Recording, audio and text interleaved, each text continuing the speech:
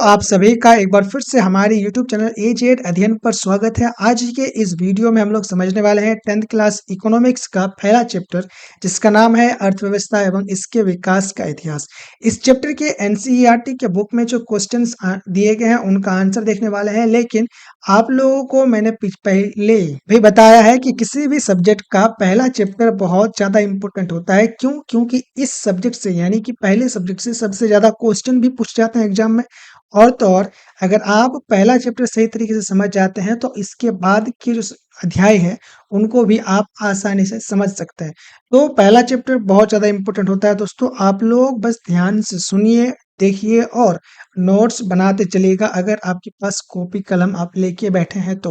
और नहीं बैठे हैं तो मैं आप लोगों को बोलूँगा कि नोट्स बनाइए, क्योंकि नोट्स बनाना बहुत ज़्यादा ज़रूरी है। अब बिना देरी करते हुए स्टार्ट करते हैं ऑब्जेक्टिव क्वेश्चन से। यहाँ पे आप लोग देख सकते हैं वस्तुनिष्ठ प्रश्न का पहला क्वेश्चन है, निम्न को प्राथमिक क्षेत्र कहा जाता है, मतलब कि इनमें से किस क्षेत्र को प्राथमिक क्षेत्र कहा जाता है। यहाँ पे आपको ऑप्शन दिया गया है सेवा क्षेत्र, कृषि क्षेत्र, औद्योगिक क्षेत्र या फिर इनमें से कोई नहीं। तो प्राथमिक क्षेत्र जो कहा जाता है वो आपके कृषि क्षेत्र को कहा जाता है। ये तो काफी सिंपल सा क्वेश्चन है। अगला क्वेश्चन, क्वेश्चन नंबर 2 है, इनमें से कौन से देश में मिश्रित अर्थव्यवस्था है। मिश्रित अर्थव्यवस्था मतलब कि इंडिया। मिश्रित अर्थव्यवस्था कहाँ पर है?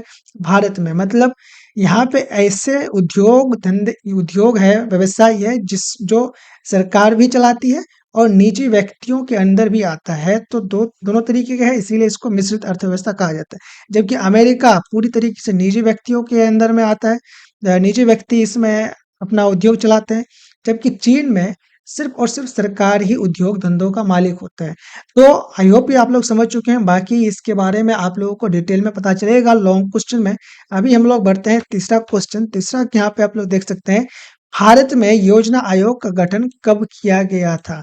देखिए, योजना आयोग का गठन बेसिकली ये जो क्वेश्चन है बहुत ज्यादा इंपॉर्टेंट है आपके एग्जाम पॉइंट ऑफ व्यू से। इसको ध्यान रखिएगा। भारत में योजना आयोग का गठन 15 मार्च 1950 को हुआ था।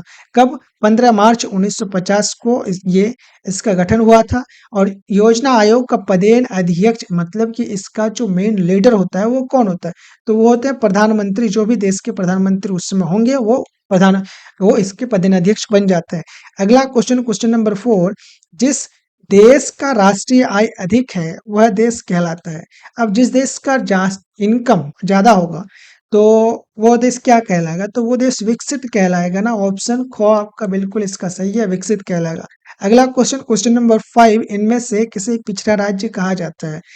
पंजाब नहीं कहा जाता है, केरल भी नहीं कहा जाता, दिल्ली तो नहीं कहा जाता, तो बिहार को पिछड़ा राज्य कहा जाता है। ऑप्शन ग इसका सही होगा। अब यहाँ पे आप लोगों को अगला क्वेश्चन है, रिक्त स्थानों की पूर्ति करना है, मतलब कि खाली जगहों को भरना है। तो यहाँ पे सबसे पहला क्वेश्चन आप लोग यहाँ पे देख ही सकते हैं। क्या कहा गया पहले क्वेश्चन में कि भारत अंग्रेजी शासन का एक डैश था, मतलब कि क्या था?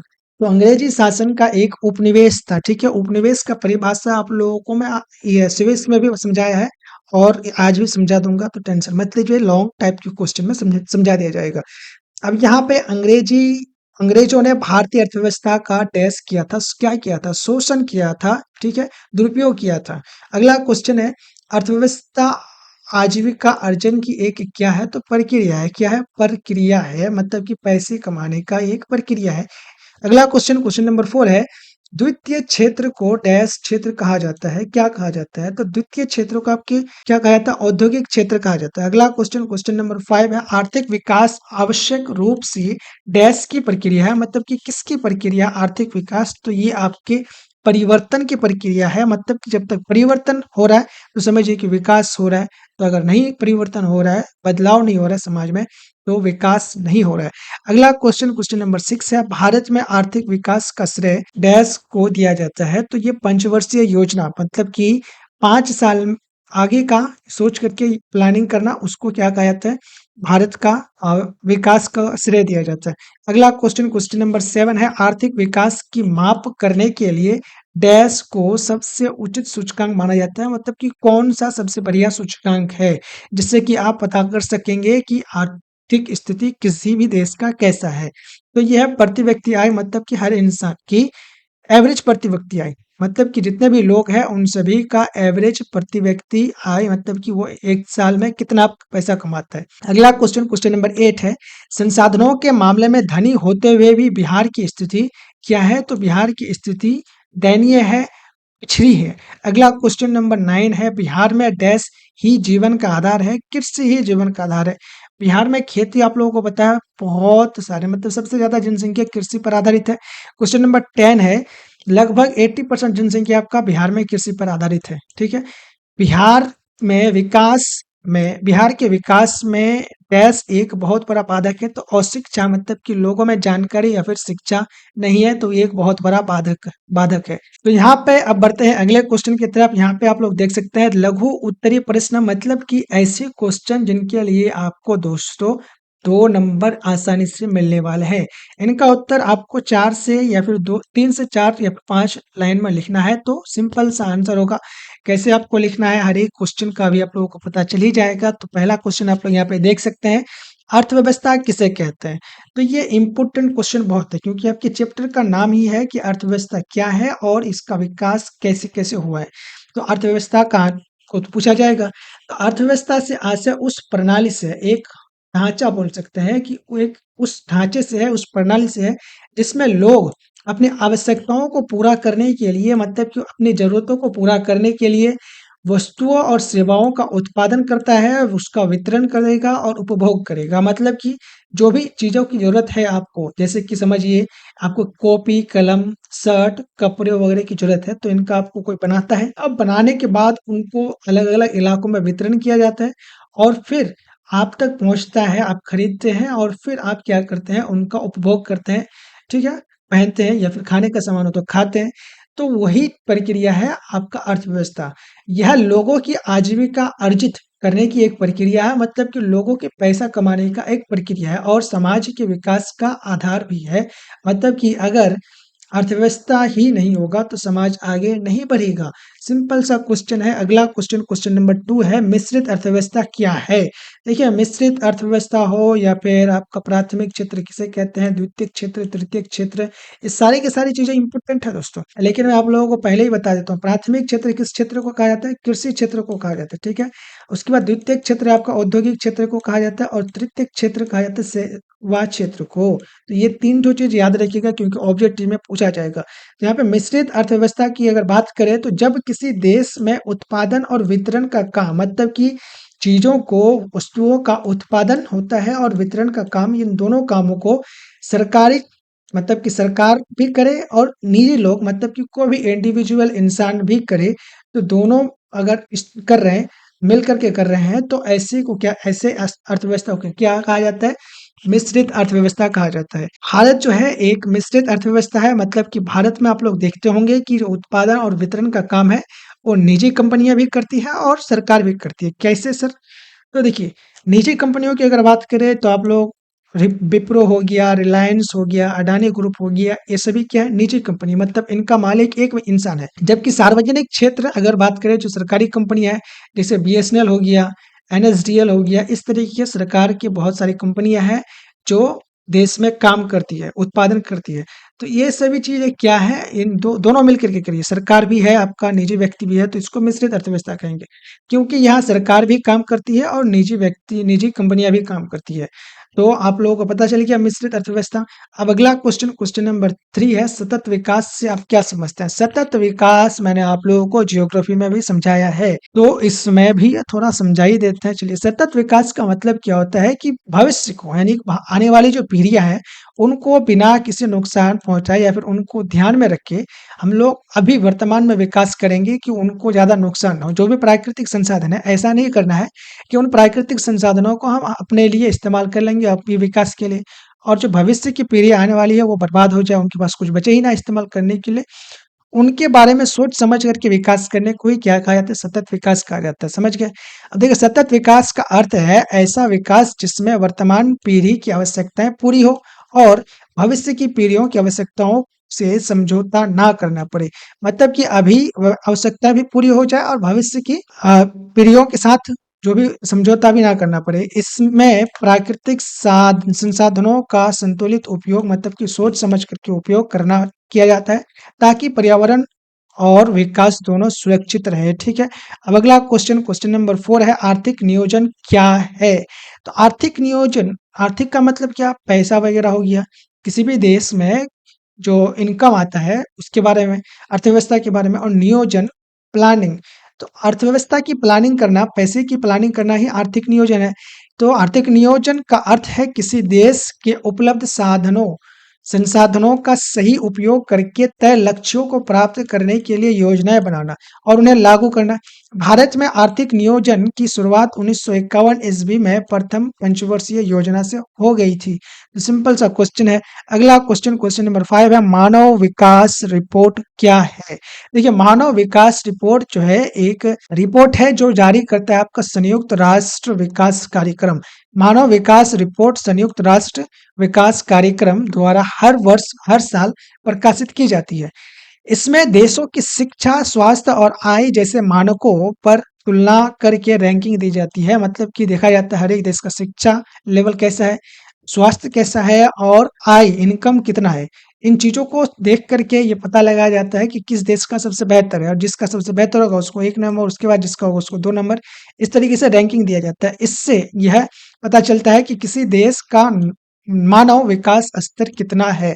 अगला क्वेश्चन नंबर 6 है, आर्थिक संरचना पर प्रकाश डालिए। देखिए, आर्थिक संरचना, इंफ्रास्ट्रक्चर, जो अर्थव्यवस्था का जो संरचना है उसके बारे में पूछा गया है।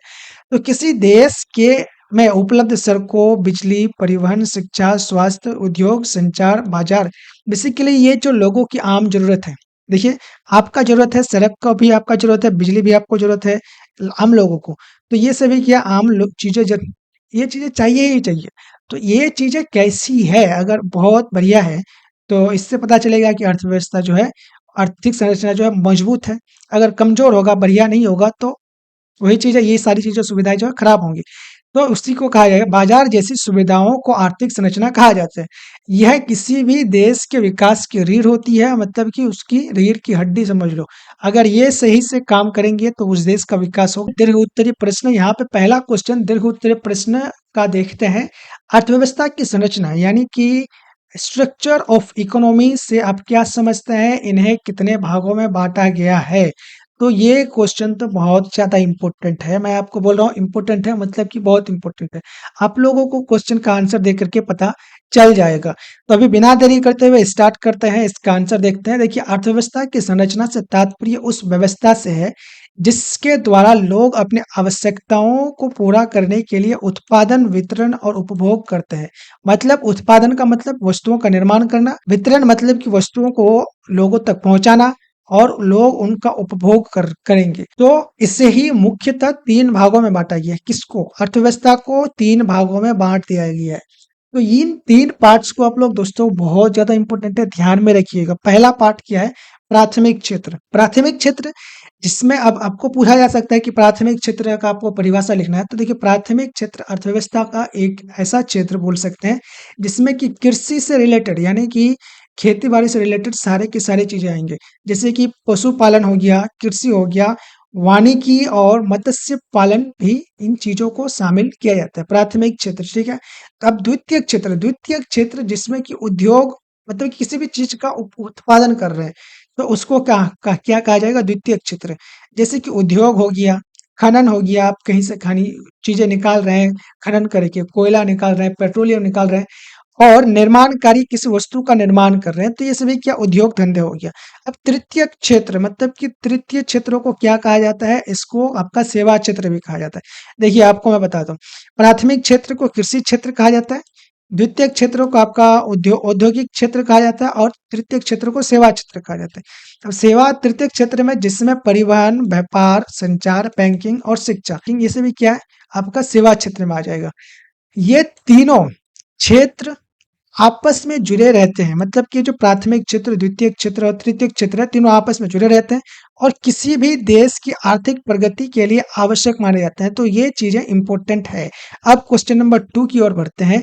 आर्थिक विकास क्या है और आर्थिक विकास तथा आर्थिक वृद्धि में अंतर बताइए। यहाँ पे आपको 2 बात बताएगी है। सबसे पहले तो आर्थिक विकास के बारे में आपको परिभाषा लिखना है। अब यहाँ पे आर्थिक विकास क्या है? विकास, यहाँ पे ध्यान दीजिए, विकास और वृद्धि, इनके बीच में अंतर भी बताने के लिए बोला गया है। तो इसके बारे में सुन लो, इससे पहले आंसर देखते हैं। देखिए, आर्थिक विकास का अर्थ है किसी देश की अर्थव्यवस्था में उत्पादन, रोजगार, आय और जीवन स्तर में समग्र वृद्धि। मतलब कि उत्पादन में कैसा वृद्धि हो रहा है, रोजगार में कैसा हो रहा है, इन आय इनकम लोगों का बढ़ रहा है, यानी जीवन स्तर सुधार हो रहा है कि नहीं, इन चीजों की जो वृद्धि अगर हो रहा है तो उसी को क्या कहेंगे, आर्थिक विकास कहेंगे।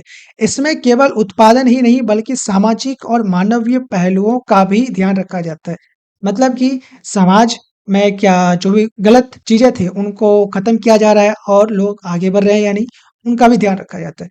अब दूसरी और आपको ये पूछा गया है क्या, आर्थिक वृद्धि के बारे में। तो आर्थिक वृद्धि का अर्थ है केवल वस्तुओं और सेवाओं के उत्पादन में वृद्धि।